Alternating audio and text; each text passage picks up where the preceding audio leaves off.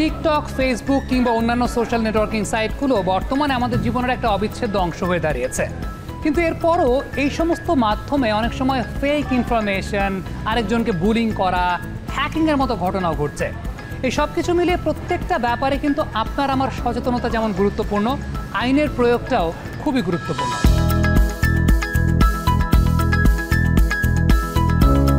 যতগুলো সামাজিক যোগাযোগ মাধ্যম রয়েছে তার মধ্যে টিকটক বর্তমানে সবচেয়ে বেশি জনপ্রিয়। এটার কারণ হচ্ছে টিকটক খুব স্বল্প একটা সময়ে খুব সুন্দর video editing and lucrative visualization নিয়ে আমাদের সামনে রিপ্রেজেন্ট হয়।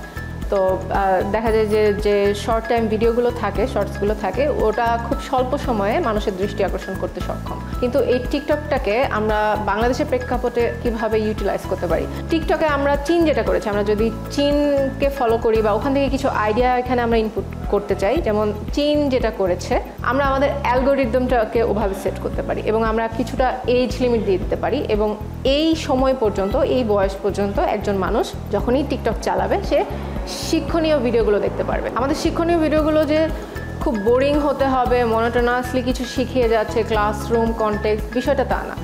আমরা শিক্ষণীয় ভিডিওগুলো ফান লাইক করতে পারি, যেটা দেখলে শিশুদের দেখলে মনে হচ্ছে যে তারা এফোর্টলেসলি কিছু একটা শিখছে। যেমন হতে পারে সে একটা কাগজ দিয়ে ফুল বানানো শিখছে, হতে পারে ফিজিক্সের কোনো একটা সূত্র, ক্লাস 8-এর বাচ্চার জন্য কোনো একটা সূত্র আমরা সেই ভিডিওটার থিওরি থেকে প্র্যাকটিক্যাল করে দেখালাম যে অ্যাপ্লিকেশন জিনিসটা এমন হয়।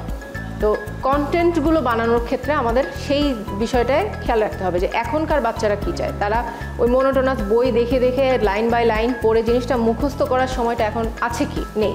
তাহলে কি করা যেতে পারে? তারা যেহেতু টিকটক চালায়, প্রত্যেকেই টিকটকের ওই ফানি ভিডিওটাই আমরা কিভাবে উপস্থাপন করতে পারি আমাদের প্র্যাকটিক্যাল অ্যাপ্লিকেশনের মাধ্যমে।